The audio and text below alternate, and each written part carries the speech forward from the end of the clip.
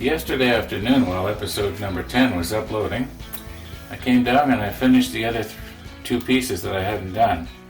So I've now got all four done here, and I'm going to try the buffing system today. It was probably, maybe going on 2 years ago now, I was doing a series called The Quest for the Perfect Shine.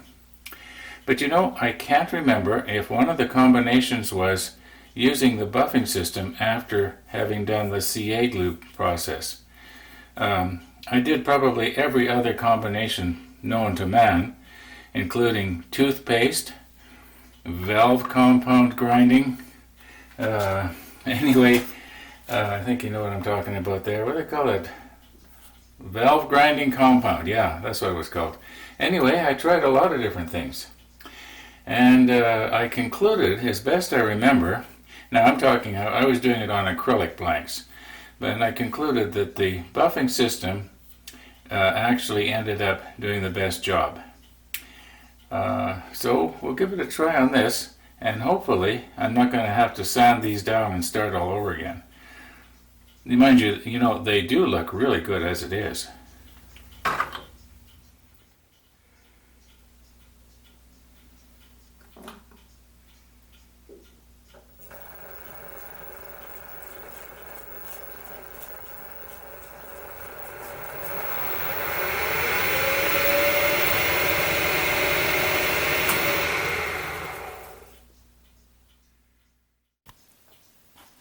Now, most of the regular viewers already know how this works. What you do is you impregnate this, by the way, these are just layers of cloth. That's all they are. Probably 100 or more layers of cloth. And you impregnate this cloth with a coarse grit, a fine grit, and a wax. And I don't think I'm going to use the coarse grit, because this is already pretty shiny, pretty smooth. So I'll just use the fine grit and see how that looks. And if it looks really, really good, I'm going to stop. And if I think I can improve on it by going over and waxing it, I will. Anyway, that's how this works. And it spins at about 1500 or so RPM. I know some people like to say, have it go as fast as possible, which on this lathe is around 3200 RPM. That's pretty fast. Now, you would think that all you'd have to do is just hold it in on here, right? And just slowly turn it. Well, that could work, but if I was to turn it like this, and this was to catch, it could flip out of my hand and, get damaged. Or worse yet, hit me. So anyway, I'm going to put it on a mandrel here.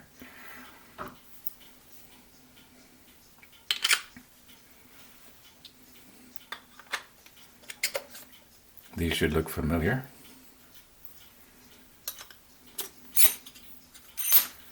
Okay, so now what I'm going to do is I'm going to find some spacers that I can put between here and the end, and we'll put this on the electric drill. And then I'll be able to turn it slowly and evenly.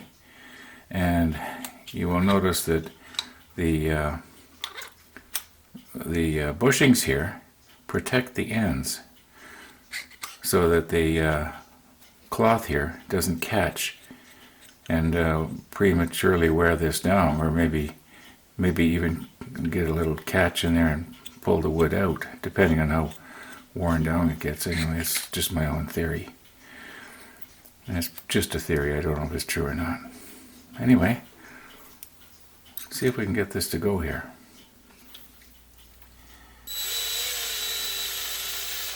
Now there is one more thing here. Because this stuff has a tendency to sort of fly apart, and they get all these little fluffies in the air, I'm going to put the room air cleaner on. And that sort of circulates the air past here.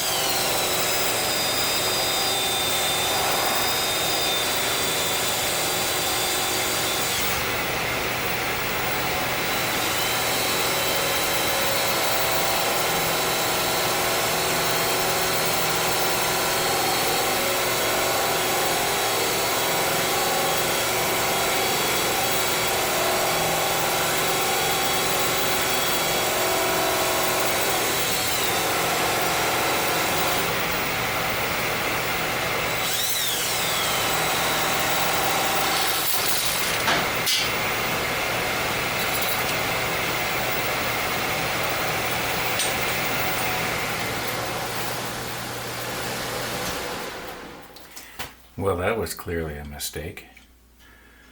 Okay, now I gotta find my parts here.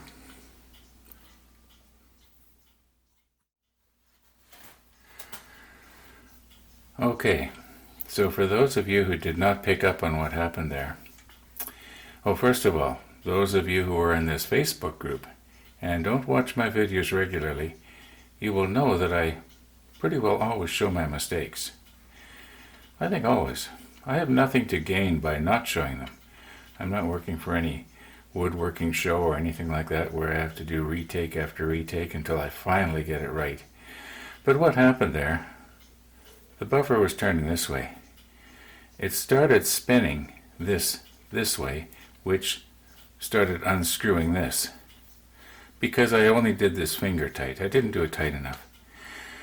By the way, this is not the same one. This is the other oak one. Here is the one that we had our little problem with. And what I did was I resanded it down and redid the CA glue thing. And it probably took me about an hour altogether. In other words, that little accident we had, it was about an hour ago. Almost. Anyway, I am not going to use this wheel. I'm going to start with this one. The reason being is I was noticing the abrasive that was in this was starting to take this off. And I noticed it was, you can't see it now because it's not there, but I could see it sort of in the pores in this piece right here. Now, I don't know, this looks pretty good. Let's just see what happens here. And I'm going to take a pair of pliers and tighten this on nice and tight. Okay, here we go again.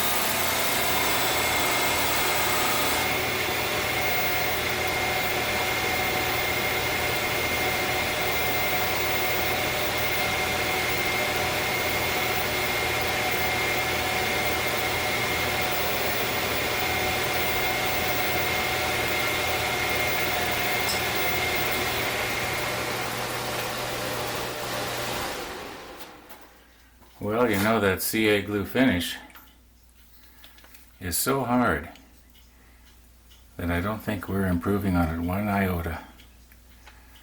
I think we're just going to leave well enough alone here. I don't think I can improve on this. We are just about ready to press here. Okay, there's salt and pepper.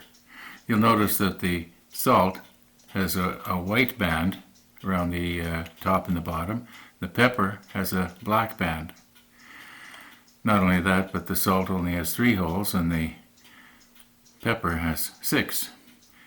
Okay, here we go. Salt, pepper.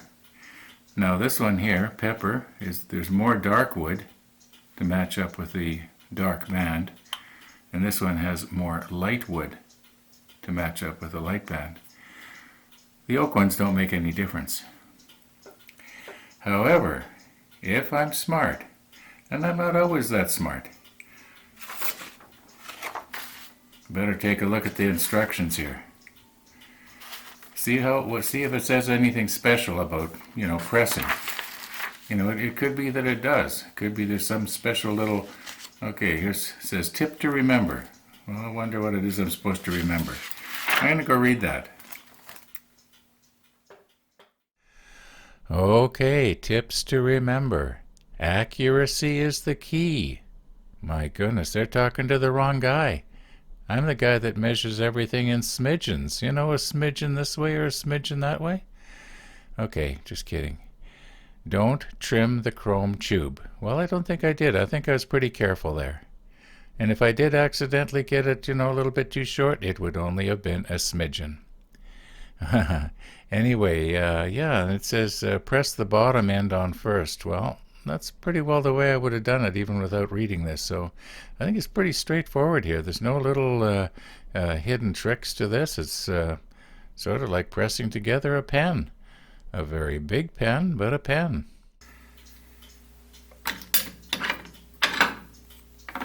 Now I'm hoping that my pen press here is going to be strong enough to press all these pieces together. It's obviously going to be big enough. Another thing, I don't want to get the parts mixed up in any way.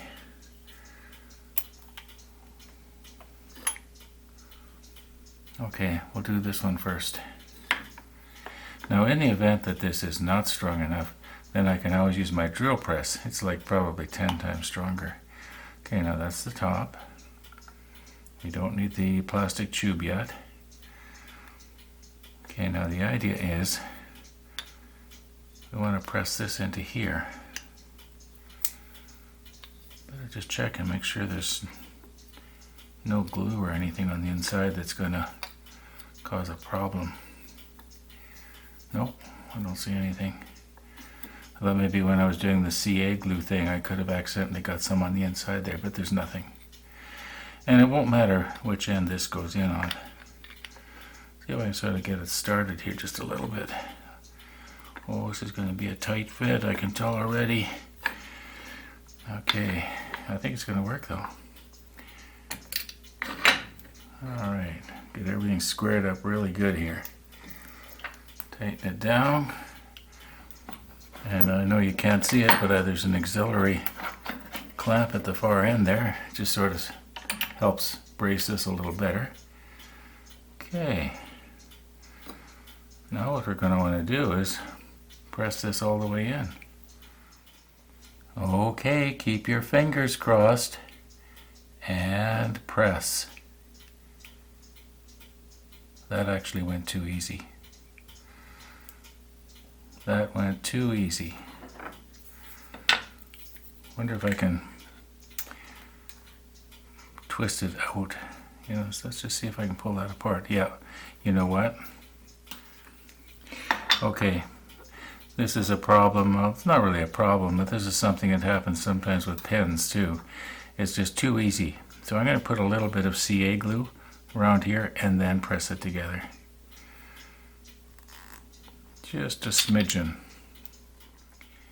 Okay, I'm going to use the medium that we used mixed up yesterday, because that'll give me a lot more working time. We don't need very much here.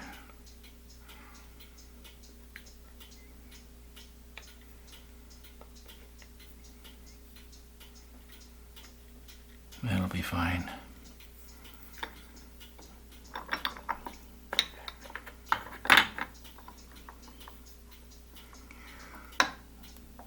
Okay, come on here.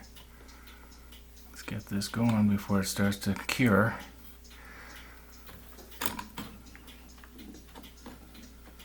And press. There. Now when that cures, it's not going to fall apart. Yeah, that's going to be okay.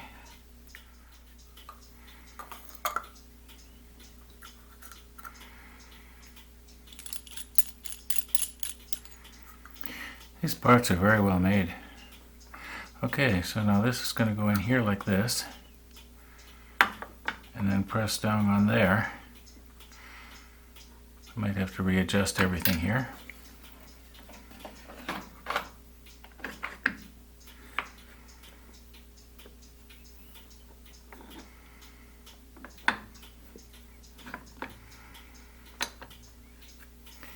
Now it's possible that I'm not going to have to use the CA glue on this one. All it has to be is just a thousandth of an inch larger. Let's just see what happens when I start to go here. Does it go fairly easy or kind of hard? I can tell by the feel of it.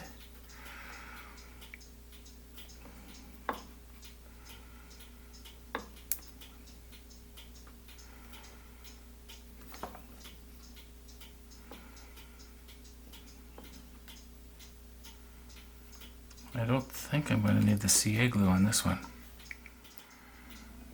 Okay, it's taken a little bit of wiggling, but it has started. See what happens here. And press. Oh, that felt pretty good. That felt not too bad. And I could tell that when I pressed it all the way in, it did come a little bit back. The reason being is because the plastic liner that's on the inside there pushed on it. In other words, the plastic liner is sealed really, really good. Okay, let's see what it's going to look like with the top on now.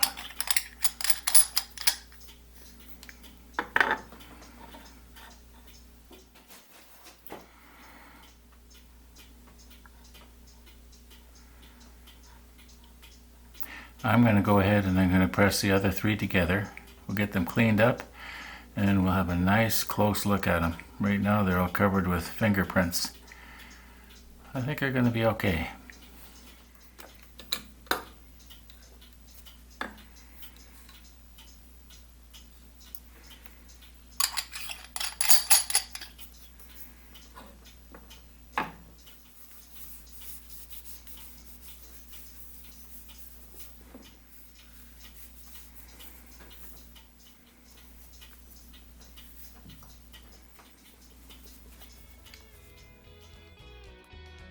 You know, I'm feeling kind of funny right now. It's sort of a anticlimactic feeling.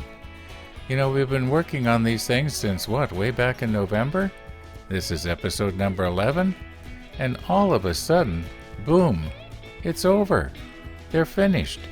Nothing left to do. I can't even polish them anymore. Yeah. Well, you know, the only thing we've got left to do now is have the draw. Now, those of you who are in this little Facebook group here in Winnipeg, if you haven't got your name down, you've got 48 hours, because Monday we're going to have the draw. So, yeah, get your name down in the Facebook page, not the YouTube page. Yeah, I think there's 25 already. So, yeah, we'll be seeing you on Monday.